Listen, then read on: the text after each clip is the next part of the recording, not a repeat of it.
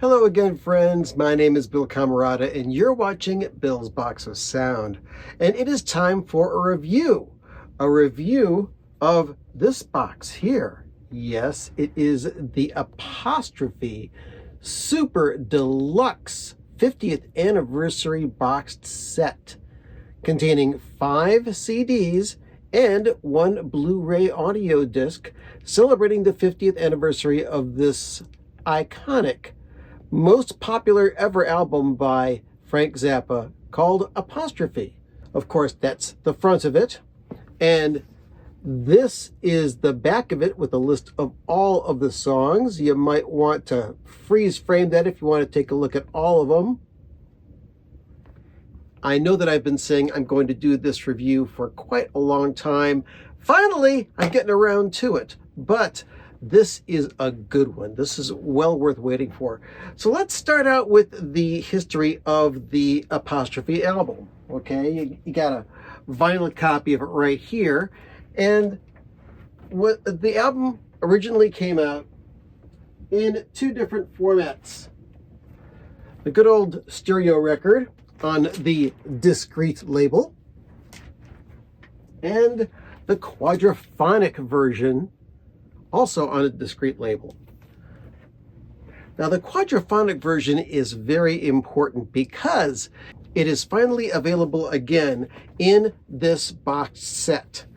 Now, for a lot of you who have been collecting Frank Zappa over the years, the first time that Apostrophe was available on CD was in a twofer, which had on the same disc Overnight Sensation. And then it was released by itself in 1995 on CD. And there was also a gold-plated CD that was released as well. Now, the sound was no different on this. People said that it's different because it's a gold-plated CD. I really couldn't tell any difference whatsoever. It's the same CD. It was just gold.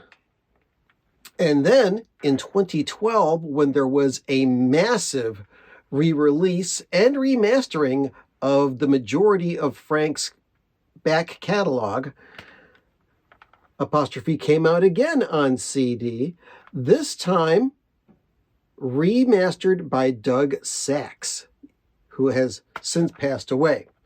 And up until now, this has been the best sounding version of the Apostrophe album on CD.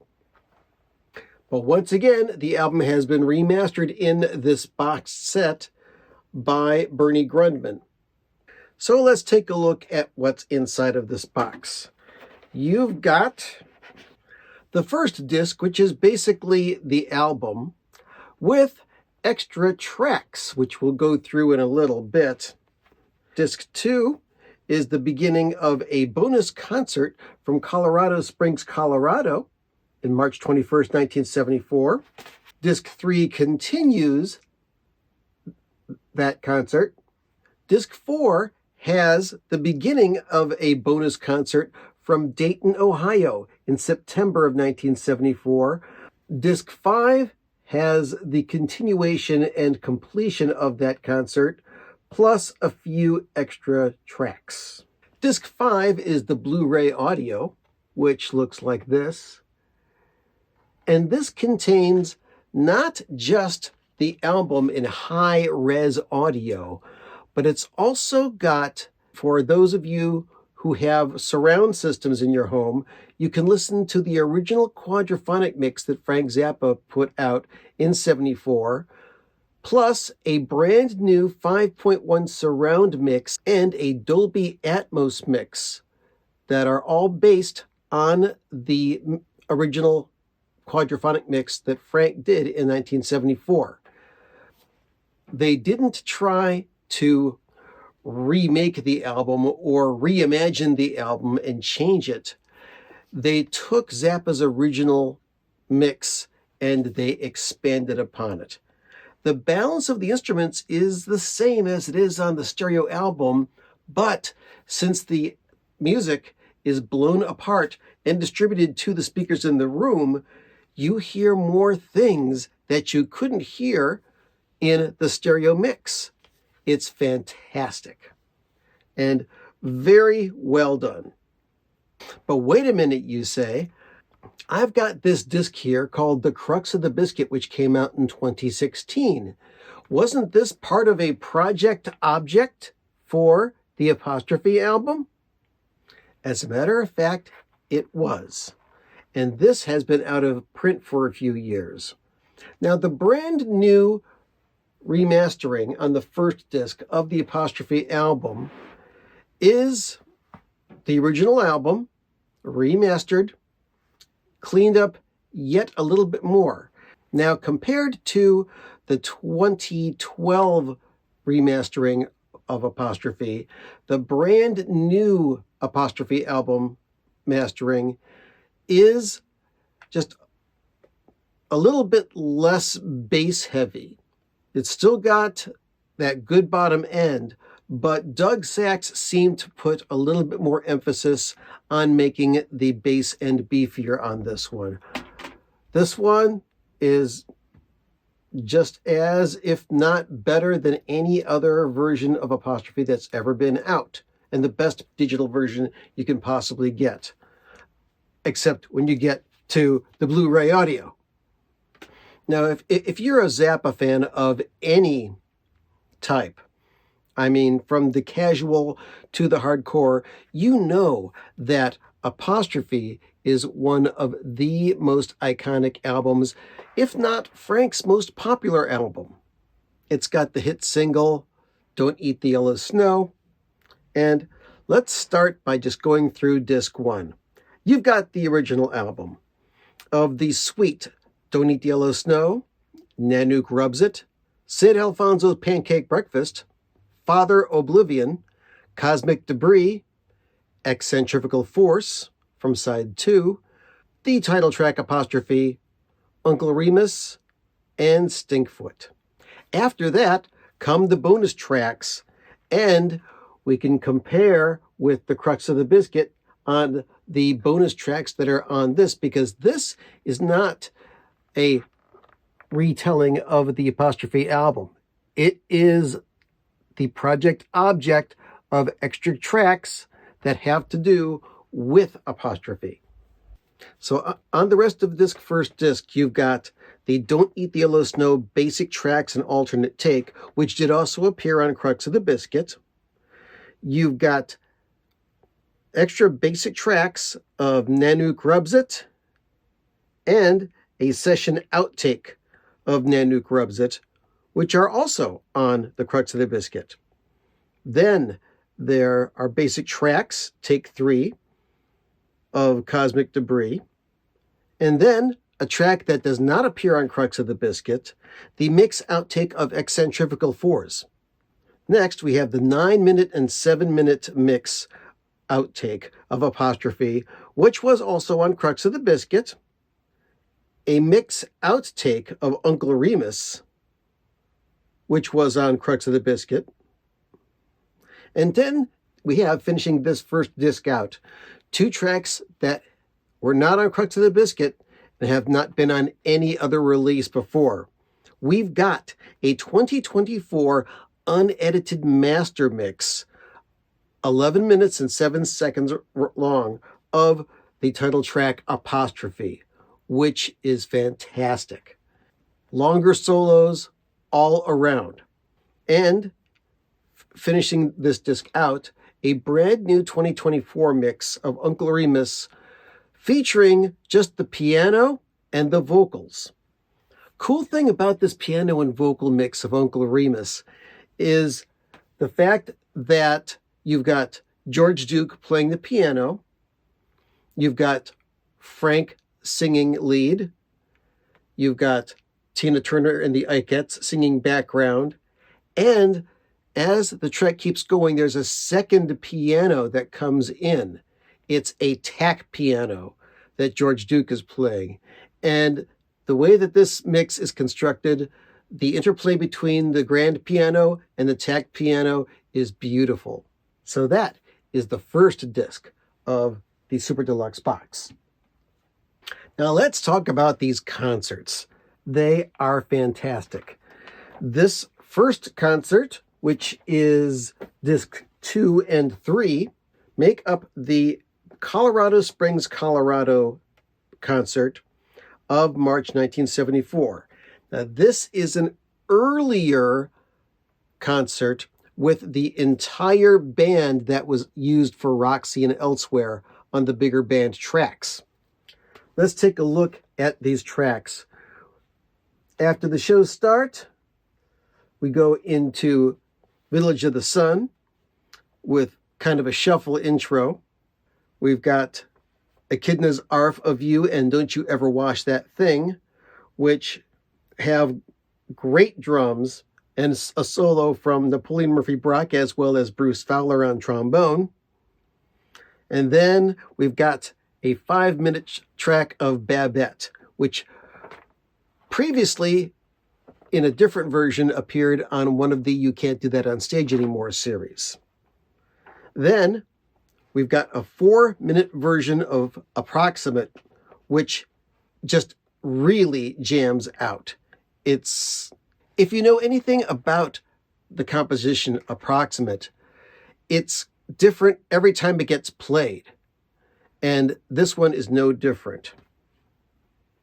Then we've got a 10-minute version of Cosmic Debris, which has solos by Jeff Simmons on harmonica, George Duke, Frank Zappa, and of course, lots of talk about Ruth taking her shirt off.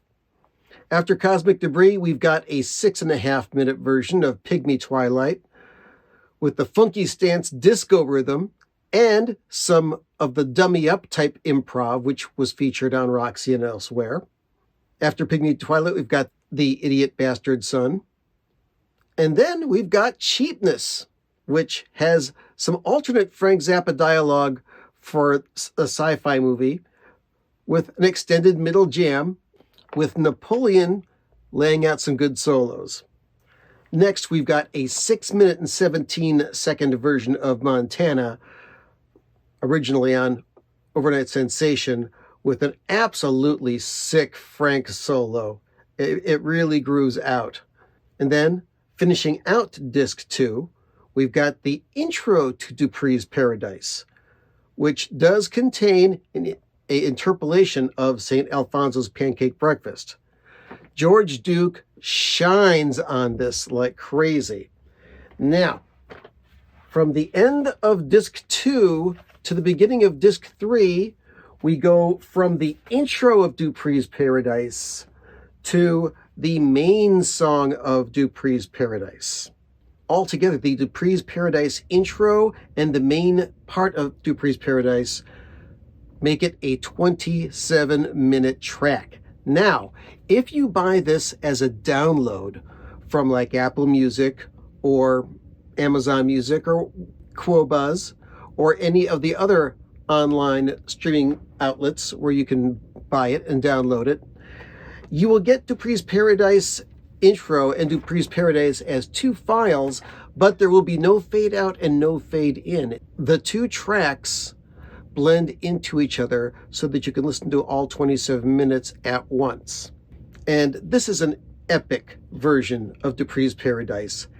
You've got hints of Rollo in there. We've got some Louie Louie in there.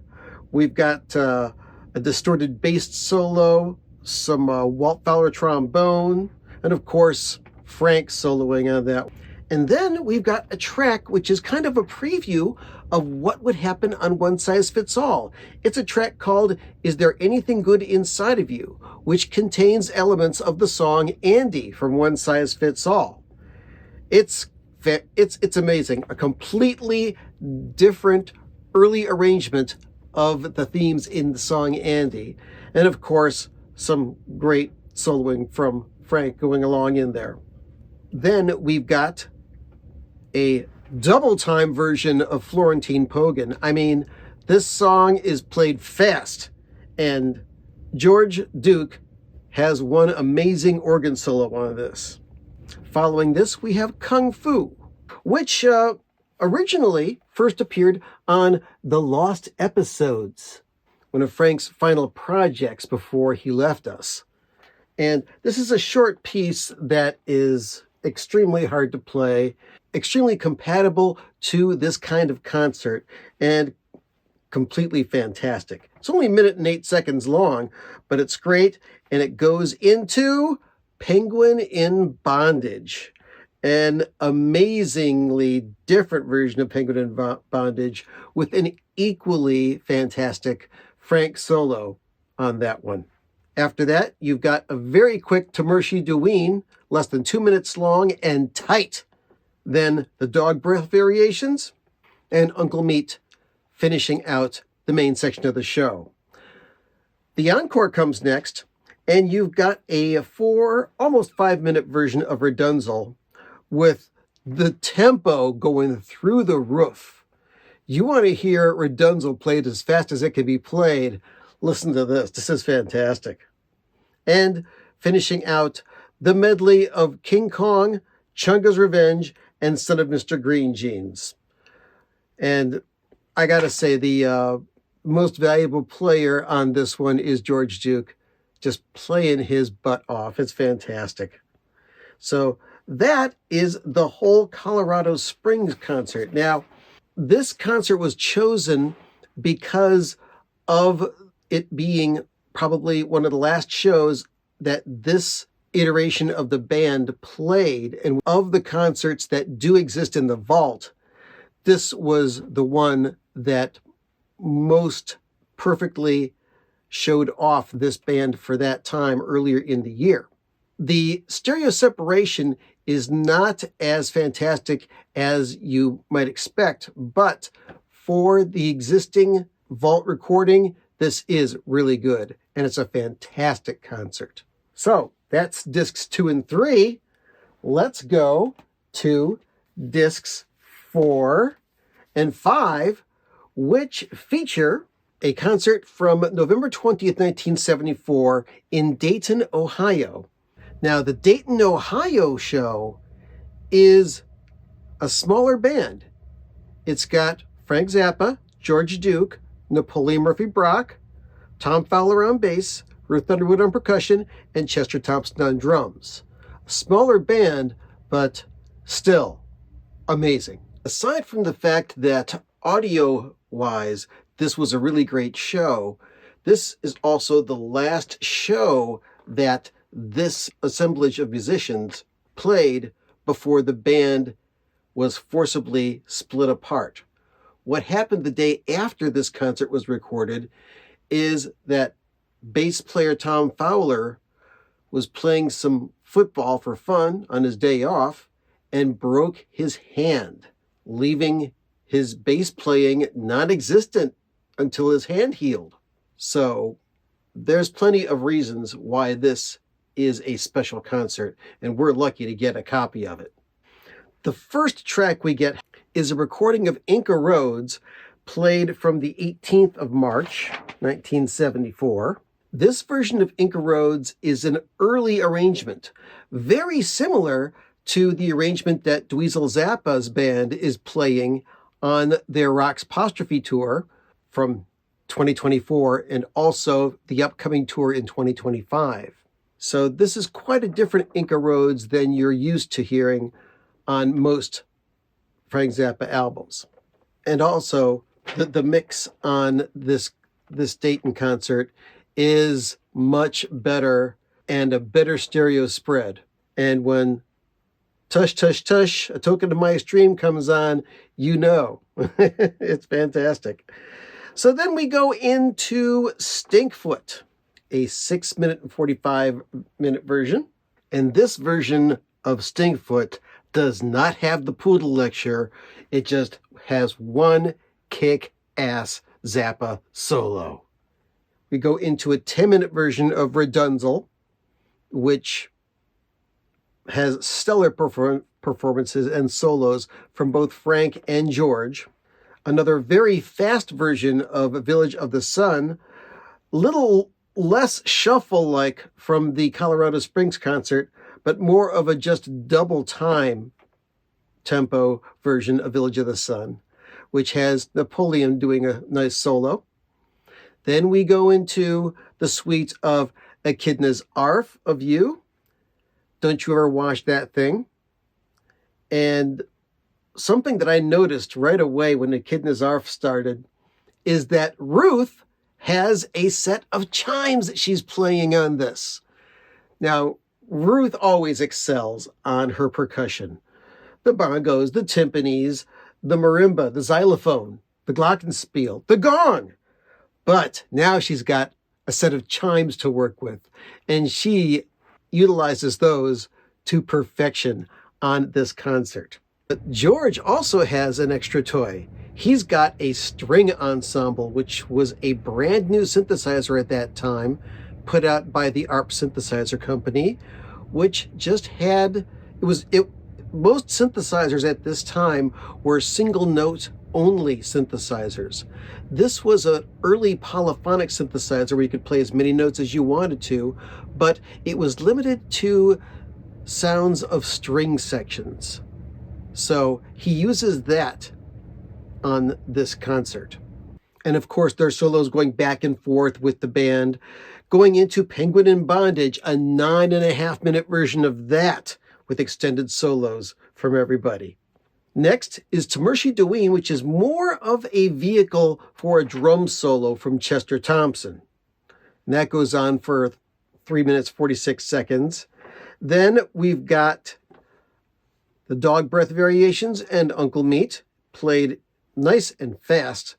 And Ruth is just amazing for Dog Breath and Uncle Meat.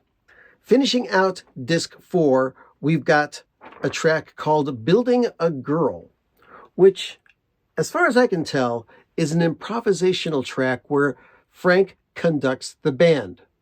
Therefore, it's a band improvisation, but completely composed by Frank because he directs each member of the band as to what they do. Now, we get to disc number 5, which continues this Dayton, Ohio concert with Dynamo Hum.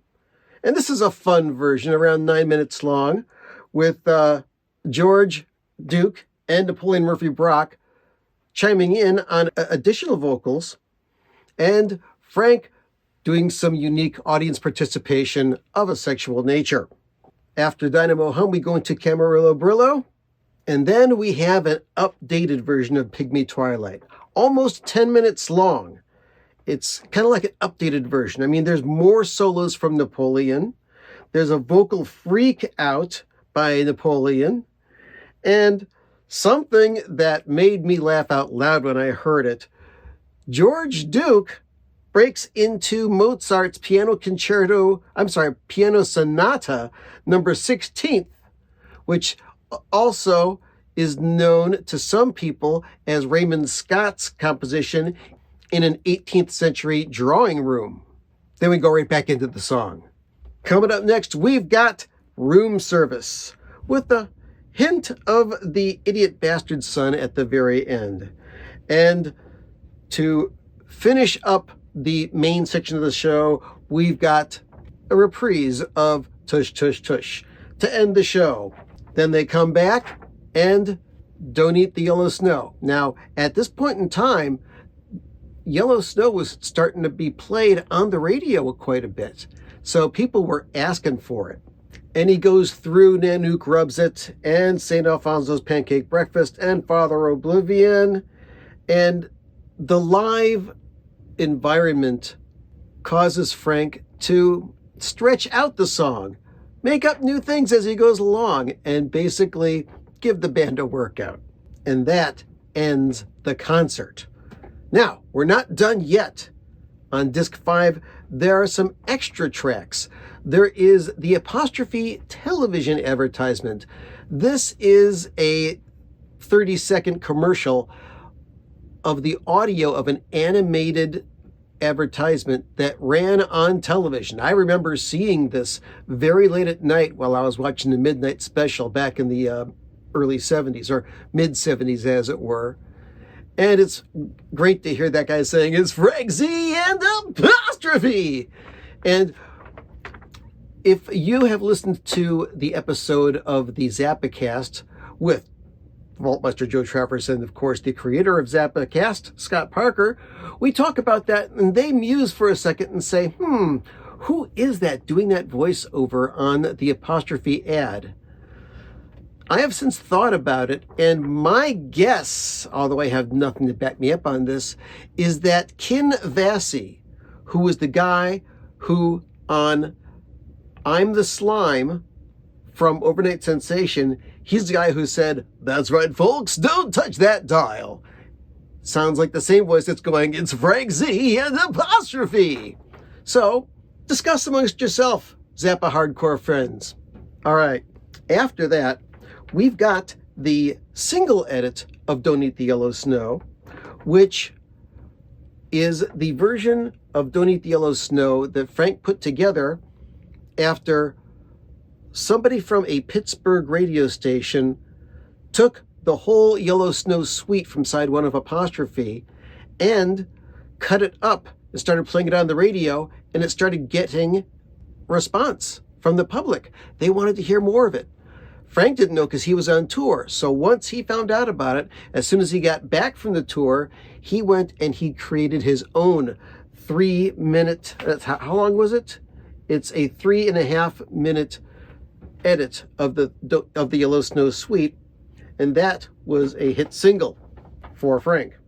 After that, we've got 2 very interesting bonus tracks. Okay, we've got Göteborg GTR, which is a 5-minute track which was recorded in Gothenburg, Sweden in September of 1974.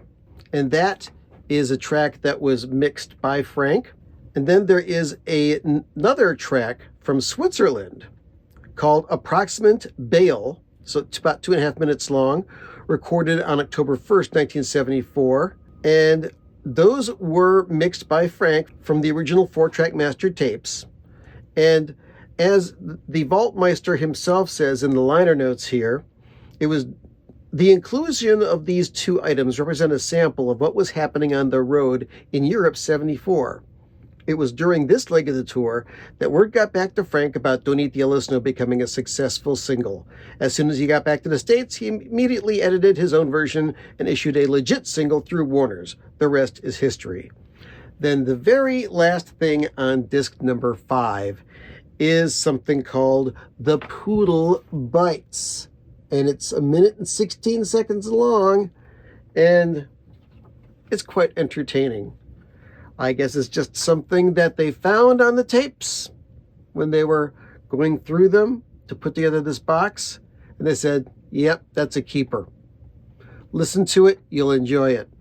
Also, I don't think I mentioned, there is a fantastic booklet that comes in the Super Deluxe package with the picture that was originally going to be the cover of Apostrophe, and it's got lyrics and pictures and liner notes from the Vaultmeister and journalist Simon Prentice. Now, let's get to the Blu-ray.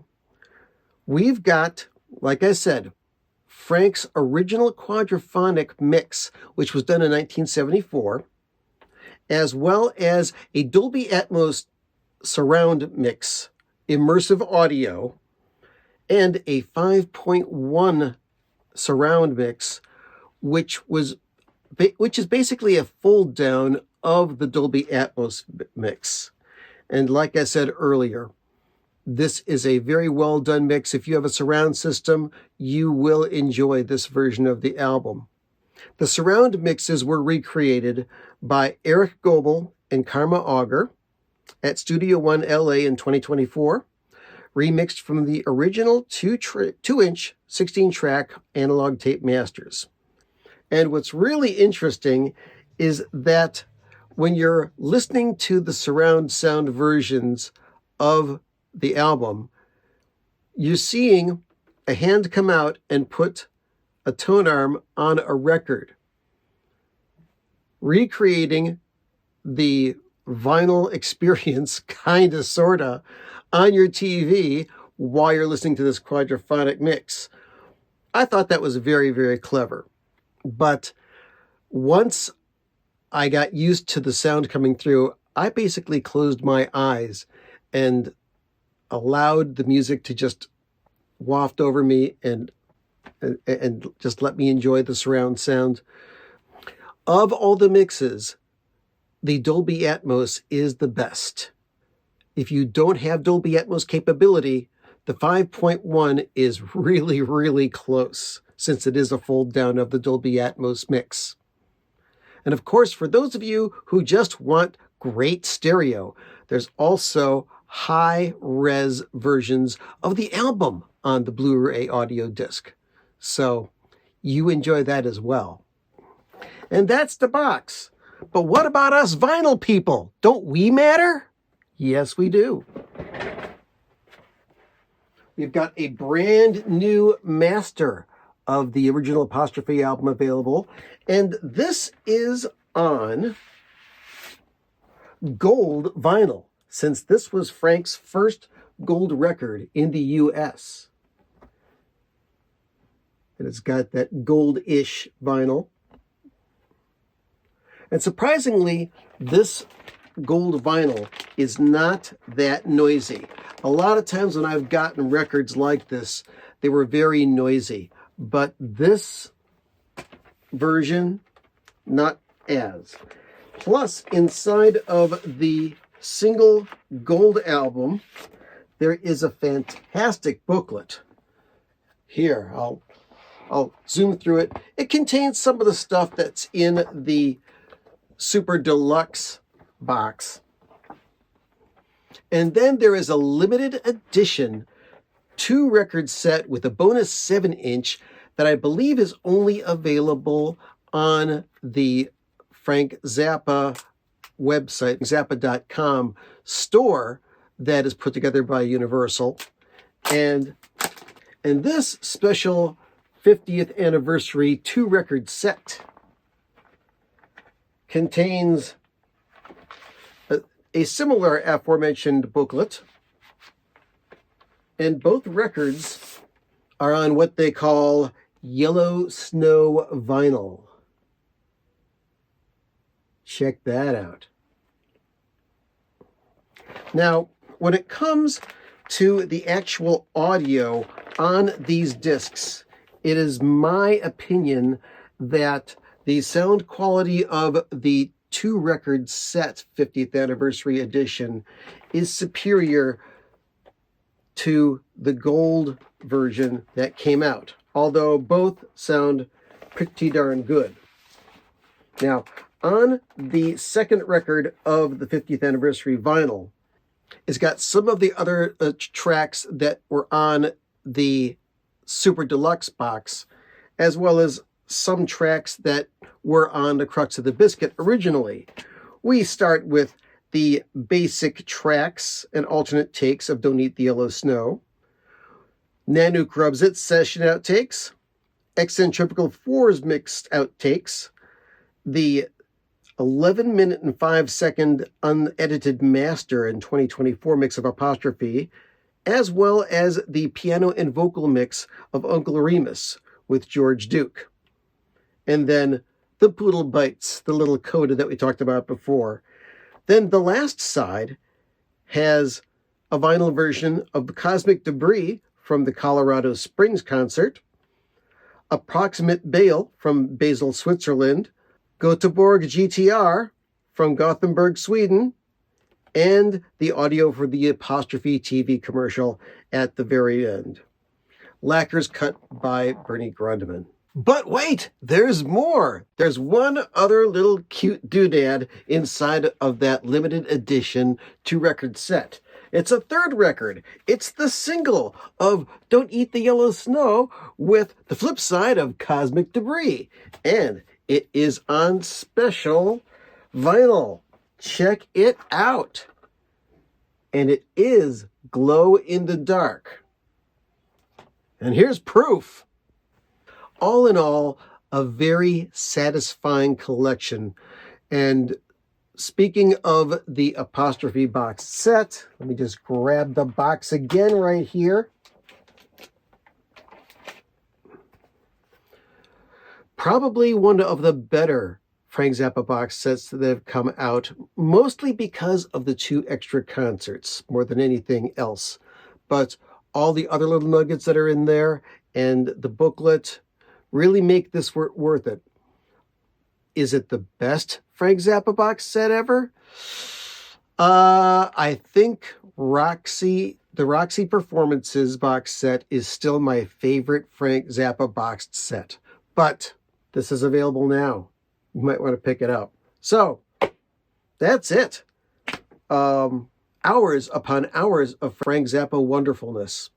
All yours for the purchasing. And if you've bought this and you have a comment, please leave it below. Hit the like button. Hit the subscribe button if you're not a subscriber already. Don't forget to listen to the Zappacast. It's available wherever you get your podcasts. And hey, I had a great time. I hope you did too. Thanks for watching. Go listen to some Frank Zappa.